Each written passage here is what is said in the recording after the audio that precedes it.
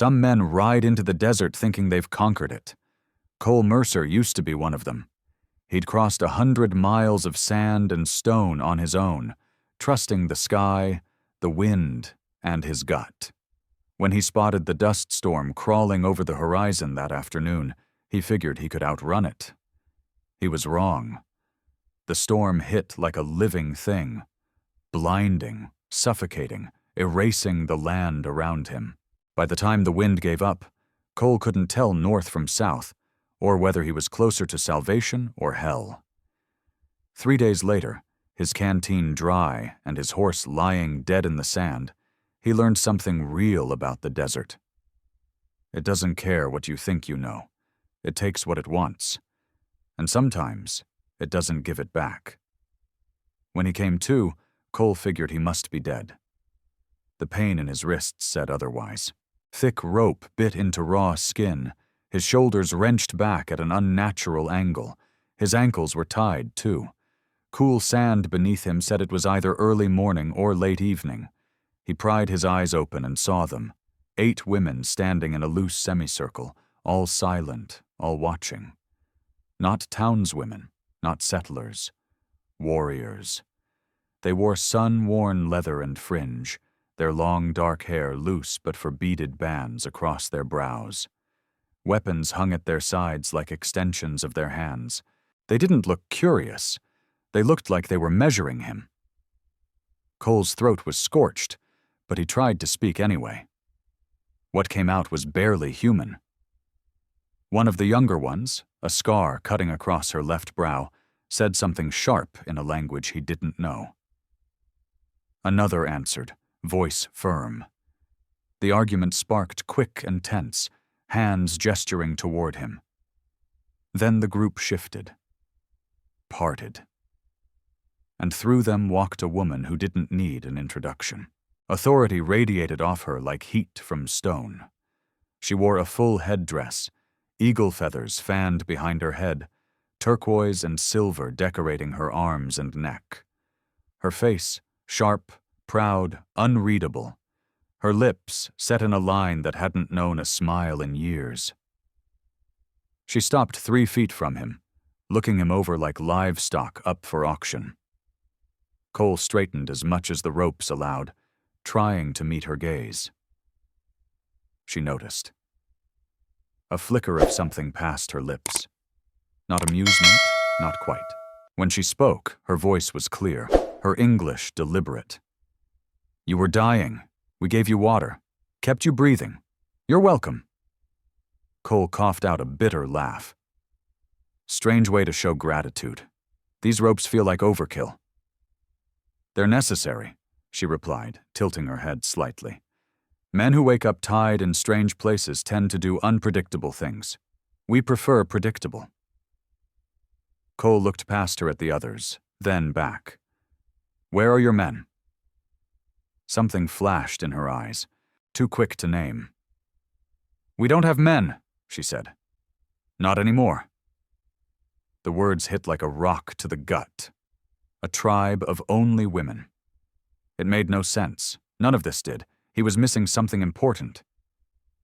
She stepped closer. Close enough that he could see the hours, no, years of labor in the beadwork on her headdress. Close enough to see the exhaustion living in her eyes. My name is Asha, she said, and you're going to help us, whether you want to or not. Cole blinked. Help you with what? Her face didn't change, but her shoulders shifted slightly, like bracing for recoil. You're going to give me a child. He stared at her, waited for the joke, waited for something. But Asha just stood there, calm as winter stone, watching him catch up to what she'd said. Behind her, the other women were still now, waiting. She wasn't joking. Cole barked a disbelieving laugh. You're insane. I'm practical. You can't just... He strained against the ropes. You can't keep a man tied up and expect him to... This is madness. This, she said evenly, is survival. Our people are dying. No men left. No way to continue. Then you appeared. Alone. No one's looking for you. It's not madness. It's opportunity. He looked at the others, searching for hesitation, doubt. Anything that said this was some twisted test. But no. Their eyes had heard this before. There are towns, he said, forcing control into his voice. Trading posts. You could find men who'd say yes. We can't go to towns, she said flatly. Can't be seen. Survival depends on staying hidden from the world that tried to erase us. For just a breath, something broke in her eyes. Then it was gone. We take what the desert gives. It gave us you. Cole's thoughts spun fast. Convince her this was wrong. Appeal to reason, but her jaw had already decided. He wasn't a man. He was a solution. And if I refuse? Then we cut you loose in the direction you were headed. No horse, no water, no blade. You won't see tomorrow's sunset. Her voice was cold certainty, like saying rain falls or fire burns. Cole's chest tightened. She meant it. That's not a choice. No, Asha said, it's not. The young woman with the scar, Tala, spoke sharply in their tongue. Asha answered, gaze never leaving Cole. Tala pushed back, gesturing toward him. Angry, Asha's reply was clipped and final. Tala stepped back, silent, but her glare promised she wasn't done. She thinks we should just take what we need, Asha said, stepping closer. Leave you for the vultures. She doesn't believe in mercy. The scent of sage and smoke clung to her. I argued for a different way, she said, for dignity, but my patience has limits. Then she crouched low, meeting him eye to eye. Now Cole could see it, the tightness in her jaw, the fatigue carved into her bones. She looked like someone who'd carried too much for too long. You have until morning, she said quietly. Help us. Live, or walk into the sand and die free. She reached out and brushed dust from his shoulder. Not gently, not cruelly, just deliberate. Choose wisely, Cole Mercer, she said. The desert doesn't give second chances. Then she stood and walked away. The others followed. Except two, who stayed behind. Silent, watching the horizon, and Cole, bound and burning, sat in the sand with nothing but his choices echoing in his head. Refuse and die free in the sand. Asha reached toward him, and Cole Mercer flinched on instinct. But her touch wasn't violent. It was cold, practical. She simply brushed the dust from his shoulder, like wiping clean a thing that now belonged to her tribe. Choose wisely, Cole Mercer. The desert doesn't give second chances. Then she turned and walked away, her long braids swinging low across her back, feathers trembling with each step.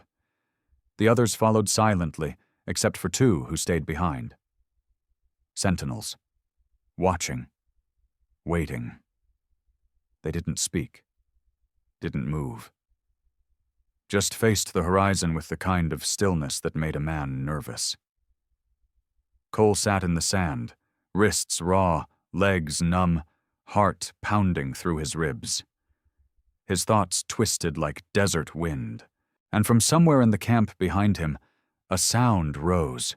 Women's voices, low and steady, chanting in a rhythm that felt ancient. Prayer, or prophecy, or maybe both. Night came fast. No one came to untie him. The burn in his shoulders gave way to numbness, and somehow that felt worse. He could see the camp clearly now.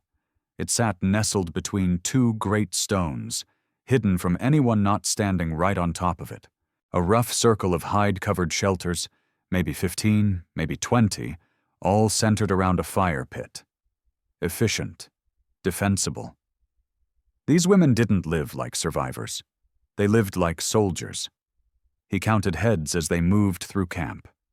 18 total. The youngest looked maybe 16, the oldest pushing 50. All of them moved with precision. No wasted steps, no idle gestures. They weren't pretending to be warriors. They were warriors. Cole watched them prep the evening meal, check weapons, tend to gear, normal camp work, if anything here could be called normal. No men, no children, just the murmur of a language he couldn't place. Where were the families? If Asha needed an heir so badly, where were the others? Then the answer hit him, heavy and sour in his gut.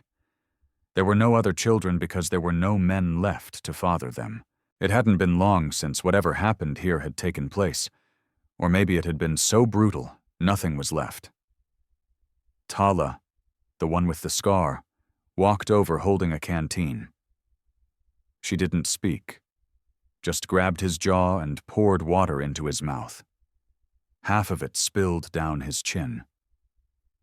She didn't care. When the canteen was empty, she dropped it beside him in the sand and walked away. Charming, Cole muttered hoarsely. She lost her husband and both brothers. The voice came from his left. An older woman stepped from the shadows, her walk slow, deliberate.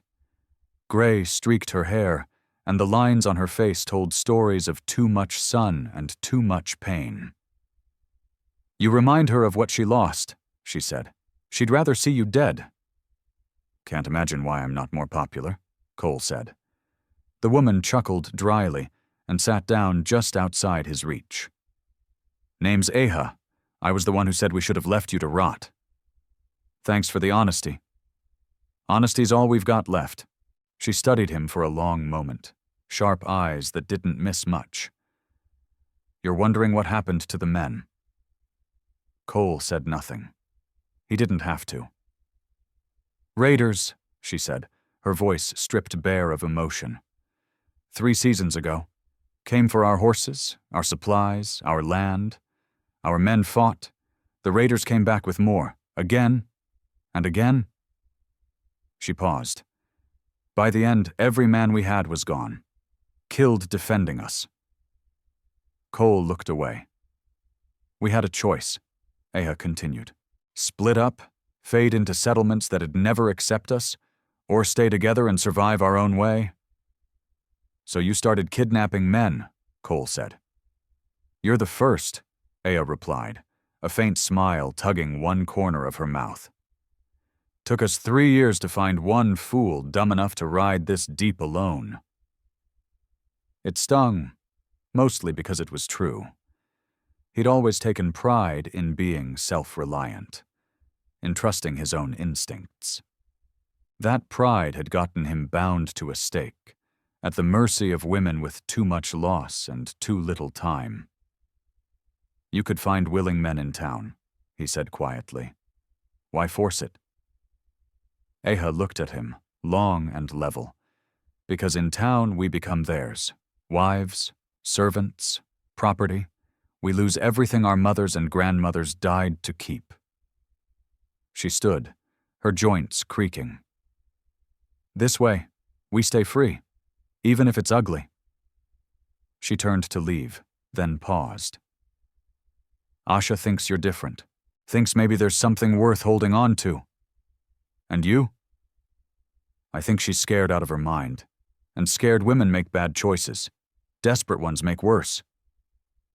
She didn't wait for an answer, just melted into the dark.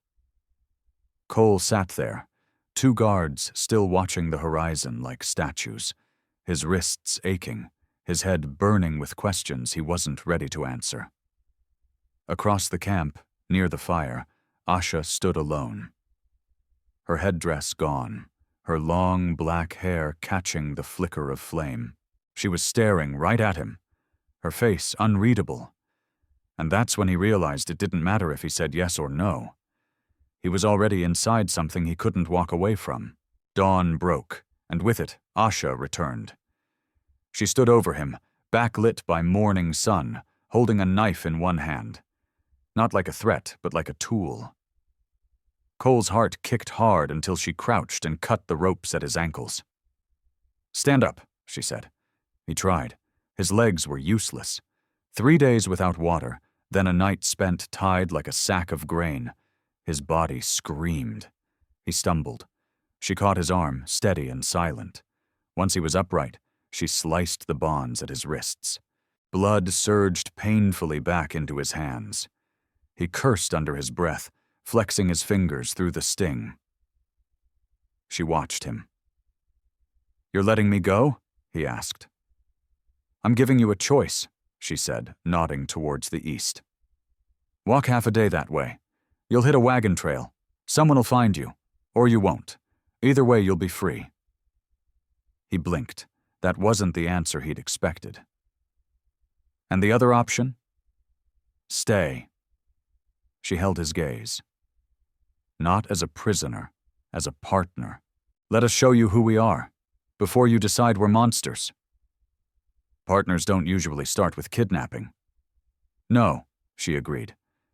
"But desperate people use what works." She crossed her arms. The knife hung loose from her fingers.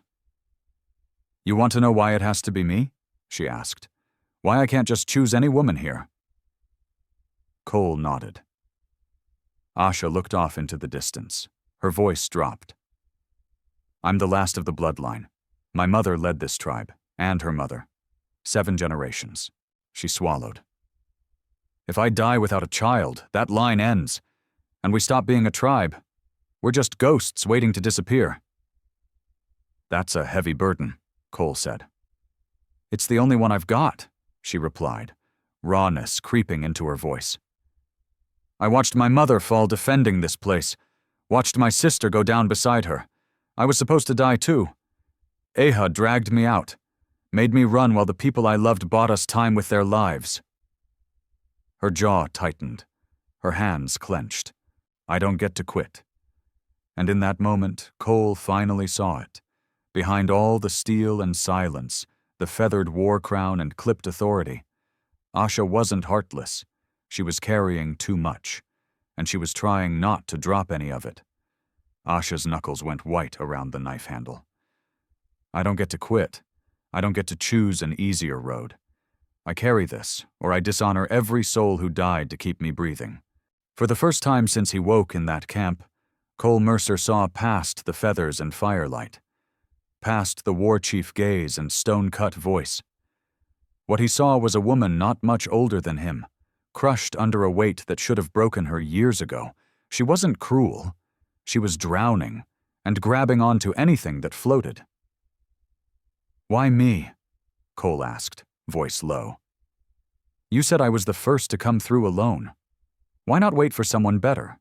Stronger? Smarter?" Asha's lips parted. "Because I don't have time." Her voice cracked. "The seasons are running out. My people are running out of hope." She hesitated, then sighed. "Heir was right. I'm desperate, but I'm also a damn good judge of people. I've been watching you since you opened your eyes. You didn't look at us like monsters. Confused, sure. Angry, yeah. But there was something else. You were trying to understand." She stepped closer.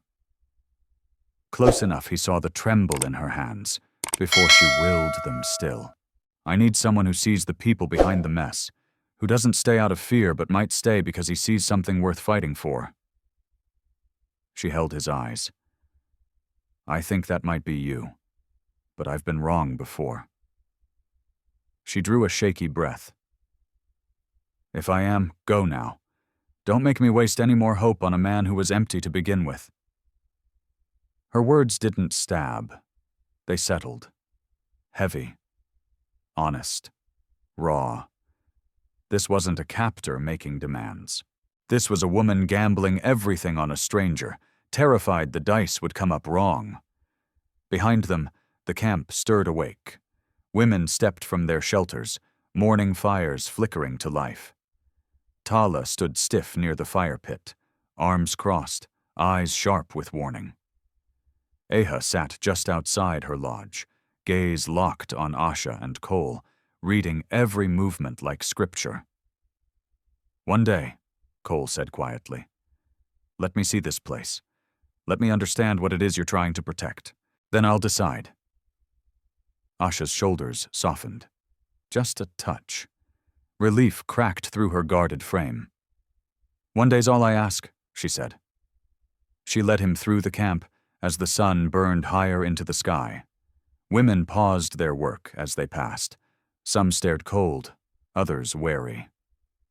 Tala tracked every step with her hand resting on the hilt of her blade. Cole kept his hands where they could see them, his steps easy. He knew one false move, and this shaky piece would break. The camp was bigger than he'd thought. Beyond the main dwellings were store huts built into stone, a corral with 6 horses, and a weapons cache that made his gut twist. These women weren't just surviving. They were preparing for war. "We hunt," Asha said, gesturing to where 3 women dressed a fresh deer. "We trade through people who don't know where we are. We've learned to need little."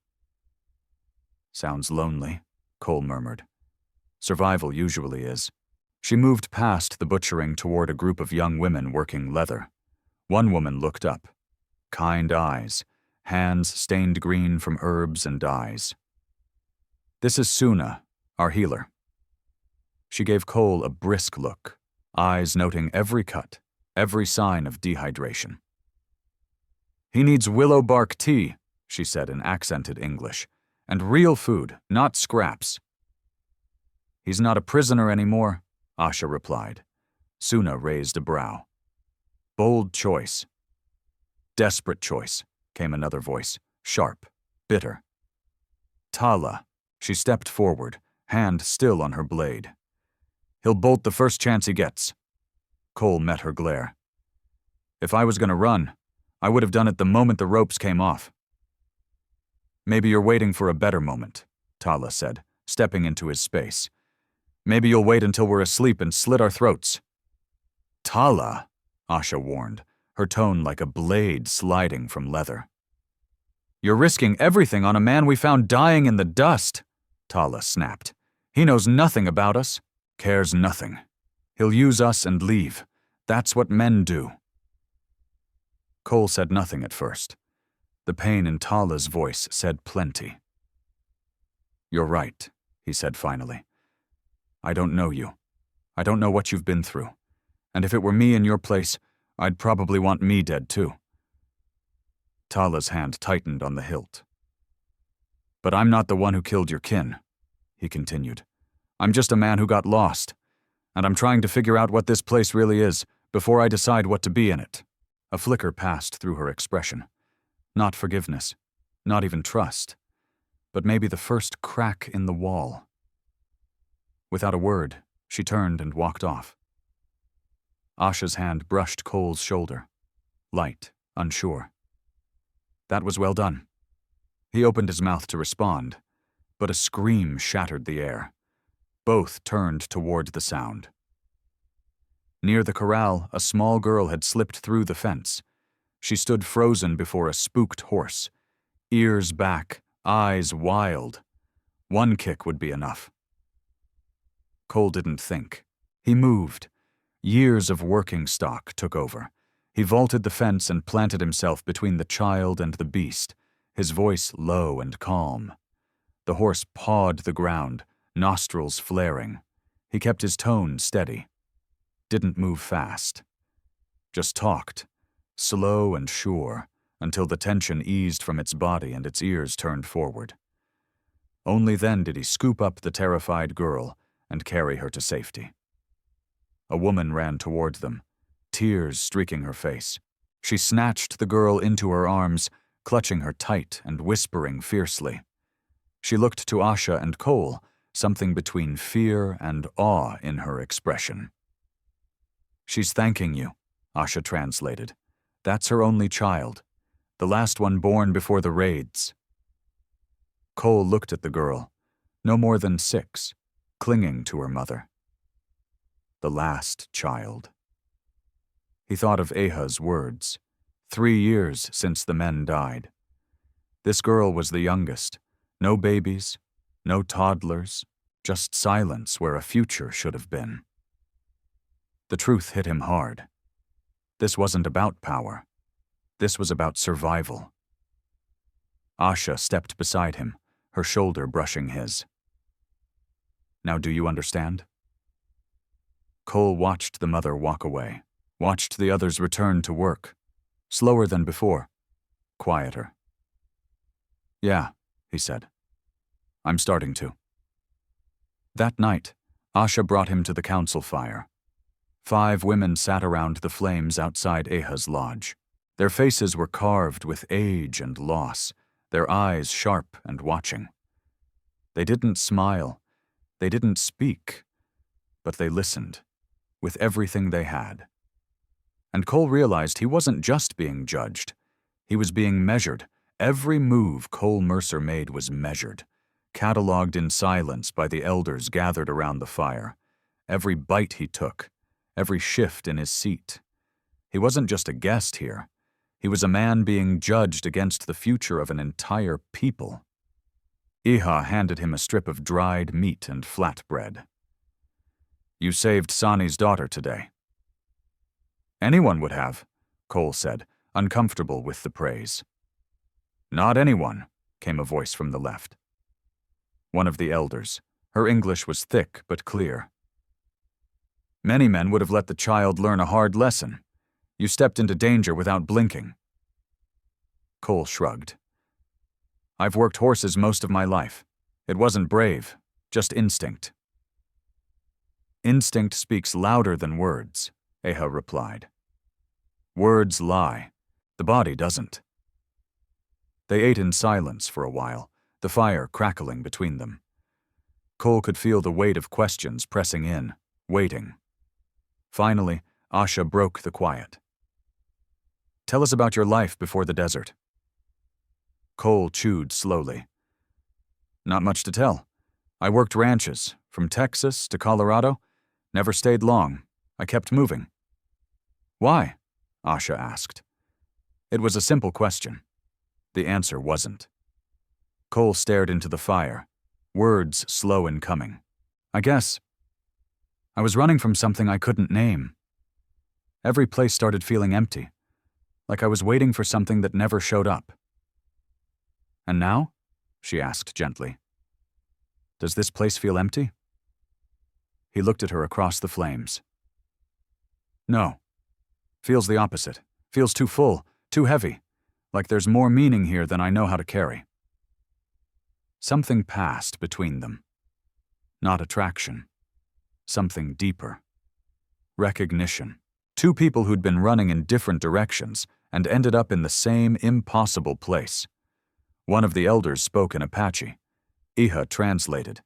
She says, "You have sad eyes, eyes of a man alone too long." Sounds about right, Cole murmured. Asha stood suddenly. Walk with me. It wasn't a question. He followed her past the outer ring of shelters, into the open desert under a sky full of stars so sharp and bright it didn't look real. The night air was crisp, cool after the day's sun. Asha wrapped her arms around herself. For once, she looked small. I need you to understand something, she said quietly. What I'm asking, it's not just about bloodlines. It's about hope. These women, they wake up every day knowing we're dying, knowing we're running out of time. That's a hell of a weight to put on a stranger, Cole said. It is, she agreed. Then she turned to him. But you don't feel like a stranger anymore. Not to me. The words hit harder than he expected. The woman who had greeted him with rope and a knife was now letting him see the parts that trembled. I held my mother while she died, Asha said softly. Watched my sister fall next to her. I should have died too. But Eha dragged me away. Told me I had to run, while they stayed behind and bought me time. Her voice cracked. Every day since then I've had to be strong, had to lead, had to make them believe I knew what I was doing. But I don't. I'm scared, Cole. Scared I'm going to make the one mistake that breaks what's left of us. Without thinking, Cole reached out and took her hand. She stiffened, then relaxed. Her fingers curled around his, calloused, warm, alive. "You're not going to fail them," he said. "Anyone who's fought this hard doesn't know how to quit." Her eyes shimmered in the starlight. "And you?" she asked. "Are you a man who quits, or a man who stays?" The words stretched out between them, bigger than either of them. Cole thought about his life before, the constant running, the endless drifting toward nothing. He thought about the little girl in the corral, about Eha's wisdom, Tala's fury, the strength in these women who had lost everything and refused to die quietly. He looked at Asha, standing in the dark, showing him her fear because she thought he might be the one man worth trusting with it. "I don't know yet," he said honestly. "But I'm not running tonight." Her grip tightened. "Then stay tonight, and tomorrow, and the night after that. Stay until you know." 3 days passed.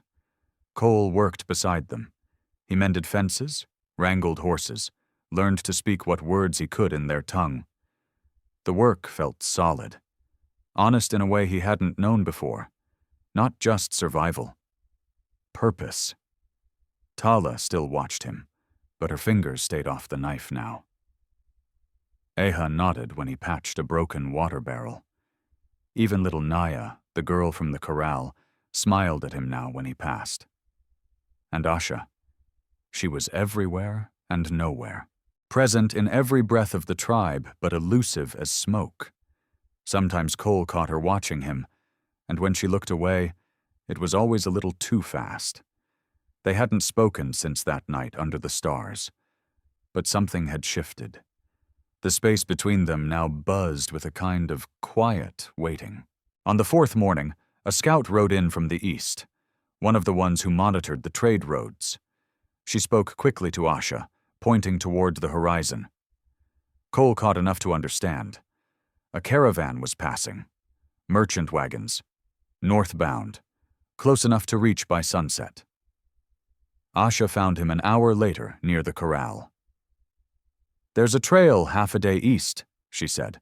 "If you leave now, you'll reach it by dusk. They'll take you to the next settlement. From there, anywhere." She paused. "This is your chance. No one will stop you." Cole looked at her. "Do you want me to go?" "I want you to choose." Her voice was steady, but her hands fidgeted, fingers twisted in her tunic. "If you stay because you're scared of the desert, or because you think it's the only option, then I failed. I forced something that should have been given freely." "And if I go?" "Then we keep surviving," she said. "Keep hoping that the desert sends us someone else before it's too late." She met his eyes. "I won't hate you for choosing yourself. That's not weakness. That's honest." Cole had never heard someone with power speak like that. Open, raw, offering freedom instead of demanding loyalty. "I need to think," he said. Asha nodded and walked away. Cole spent the afternoon sitting just beyond camp, staring east. That direction meant freedom, the old kind, movement, emptiness, the same path he'd always taken. But what was freedom if there was nowhere left to run?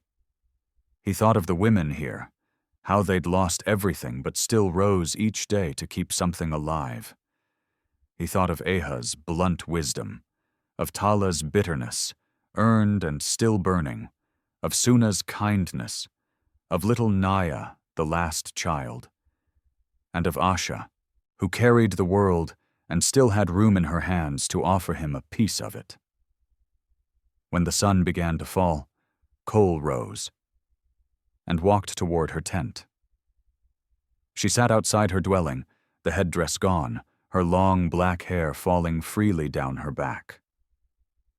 Without the symbols of leadership, Asha looked younger, softer, more woman than warrior. When she saw Cole Mercer approaching, she rose to her feet slowly, her body tense like someone bracing for bad news. Cole stopped just in front of her. "I'm not leaving." Asha's breath caught in her throat. "You're sure?" "No," he admitted. "I'm scared. I don't know if I'm strong enough for what you need or good enough for what you deserve. But I know running never made me happy. And for the first time in a long time, I feel like I matter. Like what I do actually means something." Her hand rose, hesitant. She touched his jaw, warm and steady. Her fingers trembled, but her touch was gentle. Nothing like the hardened leader he first met. This close, Cole could see gold flecks in her dark eyes, the way her lips parted as she looked at him. "You matter," Asha whispered, "not for what you can give us, for who you are." Then they moved. He wasn't sure who first, but her arms wrapped around his neck, his hands slid to her waist, and they held on like two people who'd finally stopped sinking. "I choose this," Cole murmured into her hair. "I choose you. I choose them. Not because I have to, because I want to." Asha pulled back, tears on her cheeks, but she was smiling. Open, real, breathtaking. "Welcome home, Cole Mercer." The ceremony took place at dawn, when the sky blushed in orange and purple, and the desert air still held the night's chill. The entire tribe formed a circle around the fire. Every woman gathered, warriors, elders, healers, to witness what they had fought so hard to preserve. Cole stood beside Asha, both dressed simply, their clothes dyed with tribal patterns that Suna had prepared by hand. Eha led the ritual, speaking the old words that Cole had begun to understand. Words about survival, rebirth, and chosen family. She tied a woven cord around their joined hands. The fiber was rough, but grounding, binding him to the promise he'd made with heart, not force. Asha spoke her vows in English, clear and firm. "I accept you as my partner, my equal, the one who will rebuild with me, not as property, not as prisoner, as family." Cole's voice held steady. "I choose this life, these people, this future, not because I was captured, because I was lost. And you showed me where I belonged." When Eha untied the cord, a roar of ululation rose around them, voices lifted in celebration, bouncing off the rock walls like thunder in the canyon. The women who once watched him with suspicion now came forward. Some touched his shoulder, others offered soft blessings in Apache. He recognized the words, welcome, trust, strength. Even Tala stepped forward. No smile, but no fury either. She looked him in the eye. "Prove worthy of her. That's all I ask." "Every day," Cole answered, "for as long as I live." She nodded once, then turned and walked away, her approval given in silence. The celebration stretched through the morning. Food appeared from hidden stores. And for once, joy replaced the daily grind of survival. Cole watched Naya play near the fire, her laughter ringing like a bell. That sound, light, pure, alive, settled something deep in him, something that had wandered hollow for years. Later, as the sun climbed higher, Asha led him to her lodge. It was simple, blankets woven in red and black, baskets neatly arranged, everything placed with care. It was her space. Now theirs. They sat together in the cool shade, shoulders brushing, fingers loosely intertwined. No urgency, no tension, just quiet peace. "What happens now?" Cole asked. Asha rested her head against his shoulder. "Now we live, we build, we hope." She paused. "And when the time comes, when we're ready, we give this tribe the future it's been waiting for." "A child?" Cole asked. "A beginning," Asha replied. "The first of many, if the spirits are kind. Not just from us, Your being here, choosing us, it tells the others there might be men worth trusting again. Maybe one day others will come.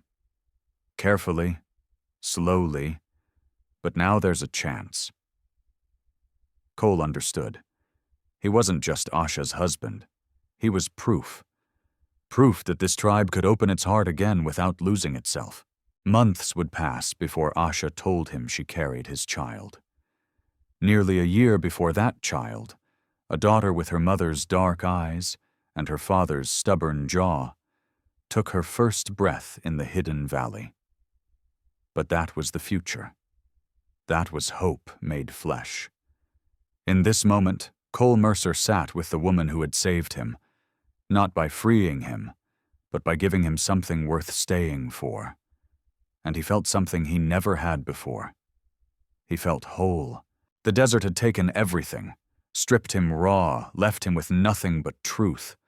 And when all the noise and drifting was gone, he chose this: a family, a purpose, a life worth fighting for. He thought he'd been lost when he crossed that last ridge. But the truth? They had all been waiting for each other. And now, they would begin again.